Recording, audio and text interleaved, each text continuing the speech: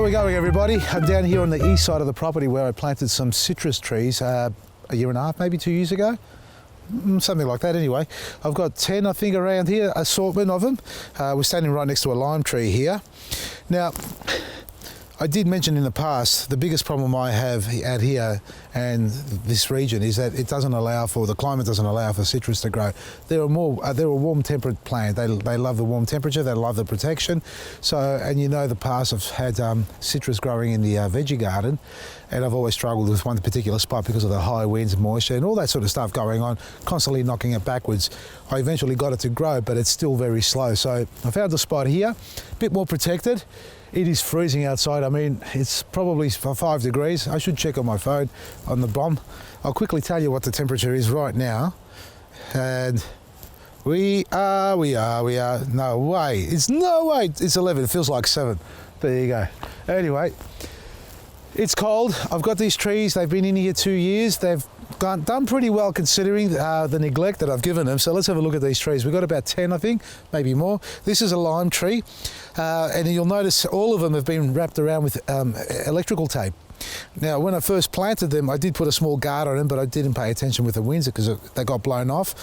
So I let it go, and they were exposed, the trunks that is, and what happened then after that is the rabbits came along. Now, the rabbits want to grind their teeth because they always grow, and they found the perfect place to do it, and that was on all my citrus trees, and they're all been ring barked, not all the way around, but bite marks all up along the stem itself. And I thought, well, I'm not going to put another tree guard. I really got to get these rabbits to sort of deter them away from this, and I don't want to poison them. I'll eat them, but I won't poison them. So I thought, let's try the electrical tape. Now, this has been on for about a week, maybe a bit more, and I haven't monitored to see if they've gone in to bite over the electrical tape. Will that affect them? Will that stop them? Does it deter them? And so far, it looks like it has. Now, it's still early days, but this tree here, as a lime tree, we've had a little bit of damage here. Look at this. So let's have a close look at this. That's got to get cut off. I didn't come with the secateurs. See that there? All the bark's gone on that. Well, it's still on the underside, but now that's on the upside. That's an open wound. It's not going to heal, especially in this cold weather. And you can see it's sort of soft and mushy because water's getting in there. And you'd say, okay, there's sap flowing through the stem, but there's too much of that. This is frostbite. I think we've got frost here. There's a lot of damage there too. See that there? Over here, there's another one right on the spine. It's happening just there as well. So I'm not going to do anything with these for now. I'll just let it go. They're still green on top. Have we got leaf miner on these? Not really. This is wind damage. This is okay. Let's have a look at this one. What have we got here? We've got a Karakara Orange, if I remember. Yes, it is. Now, this went backwards completely. We got attacked pretty hard by the rabbits. So this is one of the first ones they attacked. They even got up to here where they bit it off. So that now has settled down. We've got a little bit of dieback here on the tips. Folks, these are young trees, and this is probably the most exposed, or one of the most exposed in the high winds. You can see why it's leaning that way, because it's constantly getting blown that way. Not leaning, but the growth is that way.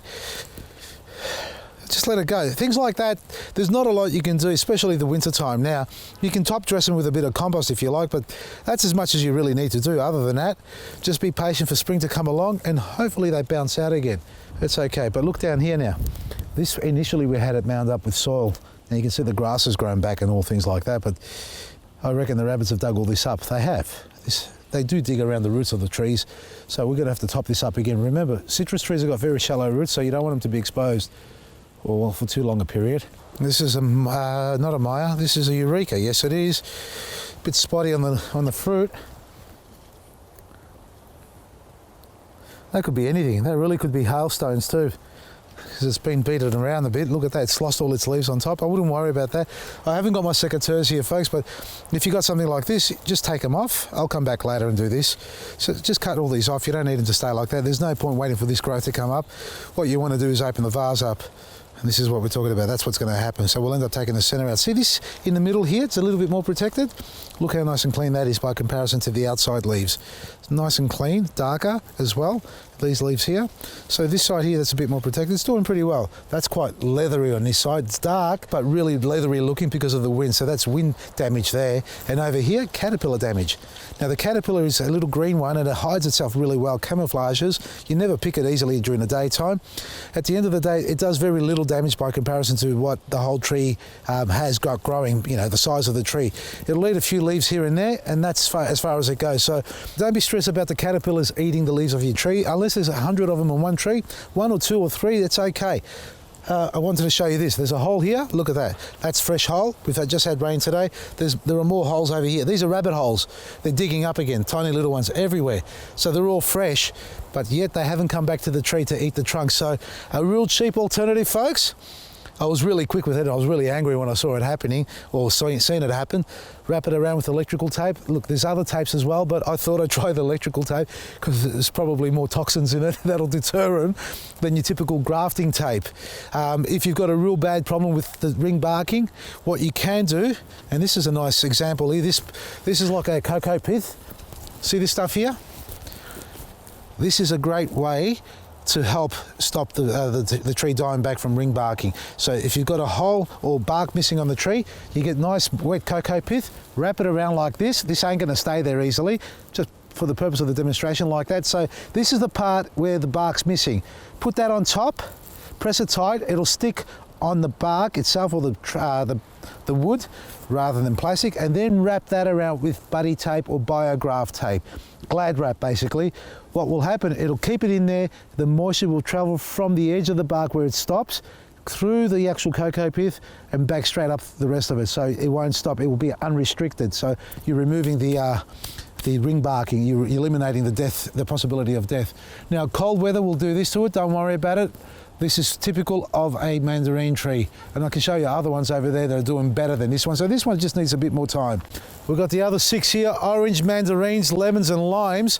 They're doing beautifully well. This is a lot more protected over here. You can see that we've got leaf miner here. I haven't sprayed these trees, folks, so all this has got to get cut off. If you've got suckers coming up, look at that. That's damage. That's all leaf miner. Cut them all off. It's not active now, it's too cold for them now, so they're gone. But cut all this back, and that's what I've got to do, clean them up. But the biggest one of all, and before the rains come, folks, I'll finish off with this one here. This is our lemon tree. They favour the lemons over the oranges and mandarins because this got attacked out of all of them first. And you can see it's been stripped. So this bark or trunk itself has had a real tough time in the past. We've wrapped it up. It hasn't been completely ring bark, so I haven't done the cocoa pith on it. I'm just going to persist with it, and what I should be doing is removing all this. If you've got fruit on a tree, yes, it's nice, you want to see them grow. The tree's unstable and needs to be restaked up, but remove the fruit off a young tree so you can direct the energy back into the branching and growing, and even flowers. Don't let it go to flower. You don't need any fruit or flowers on a young tree that's looking like it's about to go to heaven. Save it by doing that, and I have to cut that one back as well. I'll let it go for a few more days before I do that. I just want to see how the weather turns out. So folks, what to do with citrus in winter? You can compost, you can fertilise them now because they are putting on their fruit. That will help them. Not too much, just a little bit, just to keep them going. Cut them back if you've got some dead, disease, damaged wood and leaves that have been infected by leaf miner and caterpillars. Spray them with CGWS as a preventative if you want to. That will do a big difference. Wrap the trunks around to stop rabbits and rats getting into them as well. And then just sit back and wait and watch them grow. Wait for springtime and enjoy some beautiful fruit coming off those trees. For all the information you need, no, you don't need information. You got that from me now. So for all the products you need, check out our website, Vasili'sGarden.com. All our products are heavily discounted, so you can enjoy a great product, better price every day. That's Vasili'sGarden.com. Click and collect or walk in at our Coburg store. It's open from Wednesday to Sunday, so you can go in there, say hello to the team and enjoy some great products. And seedlings and plants and fruit trees are all in stock as well at discounted prices. From me, Vasili, Maresi.